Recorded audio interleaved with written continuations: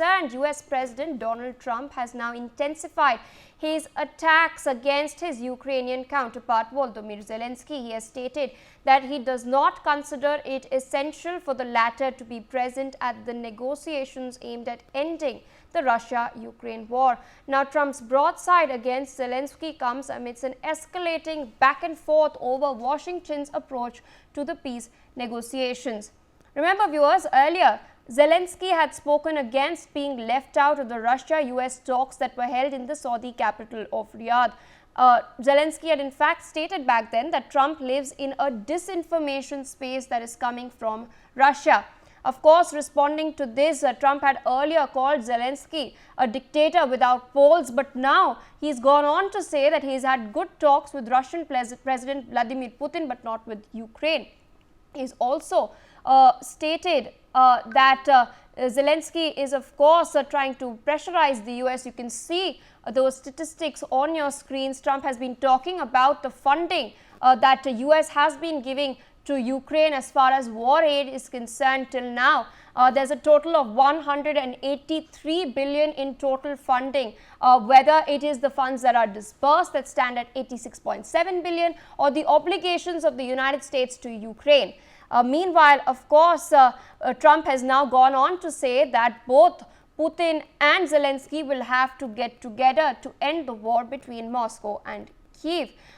So what exactly is the road ahead, and will the verbal feud impact Trump's push for peace is the larger question that remains. But my colleague Brian Anthony Thomas is with us on the broadcast. Brian, fresh dig by Donald Trump against Zelensky. He had made some rather contentious statements a couple of days ago as well. A very long Truth Social post he had made a few days back where he had called Zelensky a dictator without polls. He had also criticized the Biden administration.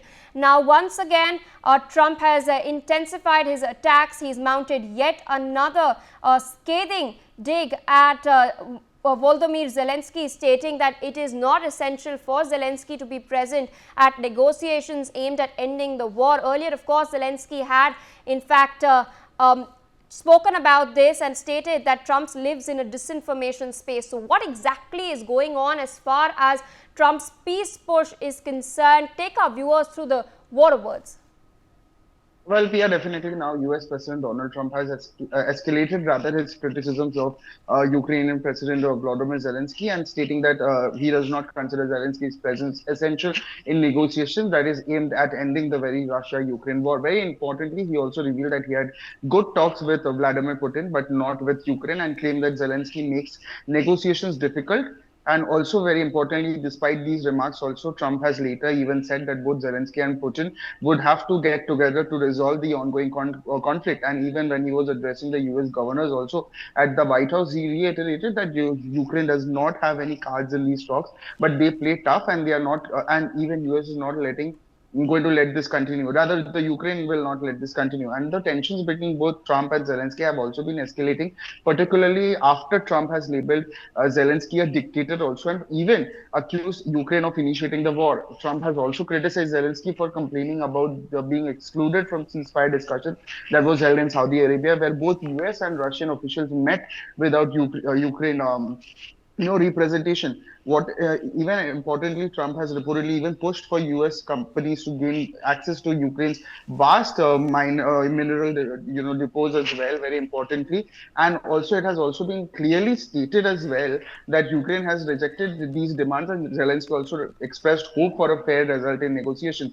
Now, very importantly, we also need to look at the aspects also where Trump has slammed Macron and Stammer also, and has took a aim to French President Emmanuel Macron and even Keir Starmer, accusing them also for failing to take decisive action to end the war. He says on Macron that Macron definitely is a friend of his, but he has done nothing so far. And on Stammer, Trump dismissed him as ineffective, while UK Liberal Democrat leader Eds Davey also clearly accused Trump of attempting a stitch-up with Putin that would betray Ukraine as well. And both Macron and Stammer are also scheduled to visit the White House next week, where discussions on Ukraine are also expected to be high on the agenda.